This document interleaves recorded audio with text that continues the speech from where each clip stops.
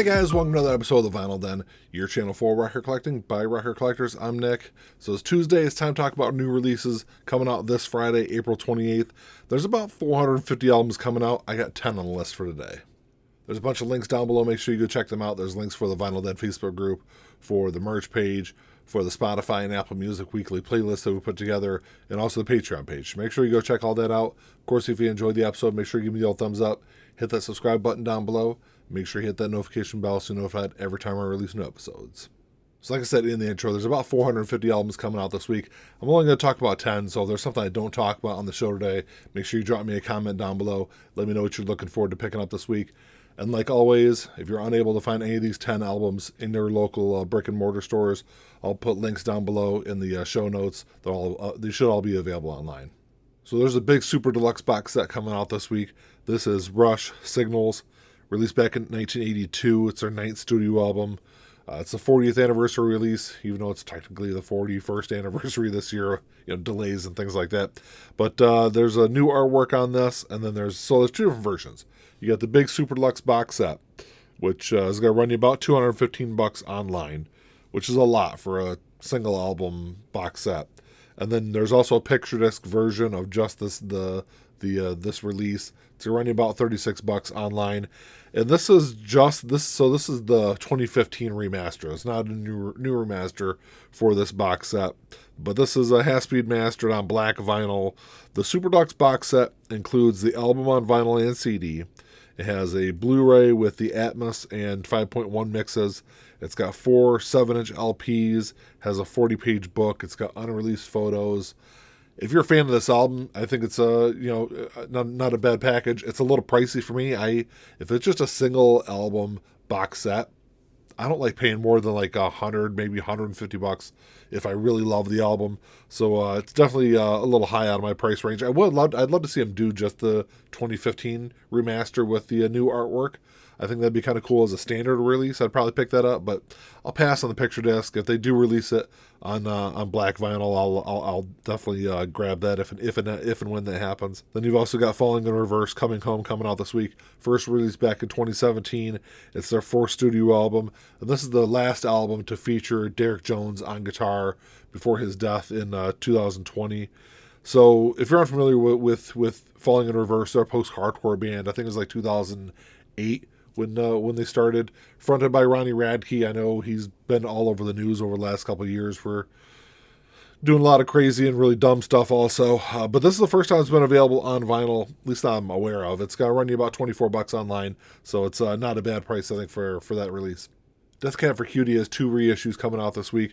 The first one, this is Plans, first released back in 2005. It's their 5th studio album. It's a double LP. It's going to run you about $33 online. This was their major label debut. It's actually a really good album. It's probably one of my favorite albums of theirs. Probably one of really the only ones that I've actually sat down and listened to all the way through. But this includes a bonus track, Talking Like Turnstiles. You've also got Codes and Keys being reissued. That was first released back in 2011. It was their 7th studio album. This is also going to run you about $33 online. Codes and Keys was a different kind of album for Death Cab for Cutie. It's definitely a lot less guitar driven than anything they've done before, but it's still a really good album. The next release might not seem like a lot to anyone else, but I thought it was a really interesting release because of why it wasn't included in the box set. But anyway, this is the Rolling Stones, Between the Buttons, first released back in 1967. This is the U.S. version, so the U.S. version includes Ruby Tuesday and Let's Spend the Night Together. This was not included in the Rolling Stones in mono box set that was released. It was the only 60s Rolling Stones album not to be included. And I get it. Those 2 tracks were included on Flowers, which is also part of that box set. But I thought it was really kind of strange that this was the only one that they didn't include. I don't know. I guess I just don't understand if they're going to reissue this, or if it was planned for a reissue. Why not just press it and put it in that box set? I know it wasn't in the original box set when it came out back in, I think it was 2016 when that box set came out. So I guess when they're going to reissue it, they weren't going to add that to it. But it just doesn't make any sense for me to not include that one album.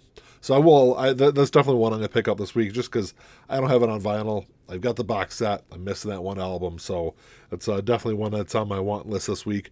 And you've also got Whitesnake, Still Good to Be Bad. This is a newly remixed version of Good to Be Bad, which was released back in 2008, celebrating its 15th anniversary. It's going to be on blue vinyl. It's going to run you about $35 online.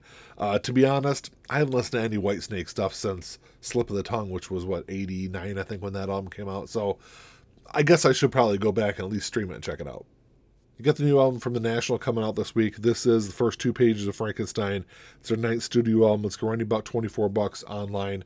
They're a great indie rock band if you're unfamiliar with them. I think they formed back in 99, I think it was, when they first got together. And they've released a lot of great stuff over their career. I will say that their guitarist, Aaron Dessner, that should become a pretty big producer in music. He's worked with a bunch of different artists. He collaborated and produced both Folklore and Evermore for Taylor Swift. He's done a bunch of stuff since then, worked with a whole bunch of different artists. So it's definitely one I got on my list to check out this week. Then you've got something that's like the polar opposite of The National. You got Cannibal Corpse, Gallery of Suicide being reissued this week. First released back in 1998. It's their 6th studio album. It's on red and white vinyl. It's going to run you about $33 online. This is the first album to have Pat O'Brien on guitar. A little bit different sound than some of the stuff that came out before in Cannibal Corpse's career. I'm not a death metal fan at all, so it's one that I can kind of do without, but I do know a lot of people love this album. This week, Kelly Clarkson is reissuing Meaning of Life. First released back in 2017. It's her 8th studio album. I couldn't really tell from the picture, though, if this is on white vinyl, clear vinyl, or like a translucent white. I didn't see it on any kind of description or anything online either, so if you know, you can drop me a comment down below. It's going to run you about $28 online. This is the follow-up to her 2015 album, Piece by Piece, and this is the first album that she released after switching from RCA to Atlantic, so she's on a new label. I'm not a huge Kelly Clarkson fan. I like some of her earlier stuff, but this is a decent album, I guess. I know I'm not doing a great job of selling that release, but it's one that's worth streaming, at least if you haven't heard it yet. You've also got Stephen Stills live at Berkeley, 1971. So this is a previously unreleased concert from August 20th, 21st, 1971. This was done at the Berkeley Community Theater. I guess it's a really small venue. It's like a 3,500 seat little venue, so it's a really intimate concert that he did on a tour where he was doing massive arenas also. He did like Madison Square Garden, a couple other big like 20,000 seat plus arenas. So this would be a really cool one to check out. It's going about $40 online, so it's if it's available on streaming, I'll stream that one and check it out because I'm not a huge Stephen Stills fan, but I'm interested in listening to that one. Well, that's all you got for today, guys. Thanks for checking the show out. Make sure you drop me a comment down below. Let me know what you're looking forward to picking up this week. Like I said, I only talked about 10 of the 450 albums that are coming out. So there's lots of other stuff out there I'm sure people are interested in other than just the stuff I talked about. But I'm definitely going to pick up that Rolling Stones Between the Buttons. I'll stream the new National album. I'm kind of up in the air on that to Stephen Stills. Like I said, it's available. I'll stream it and check it out. But let me know what you guys are interested in. If you enjoyed the episode, make sure you give me a thumbs up. Hit that subscribe button down below. That's all I got. Until next time, keep on spinning. Peace.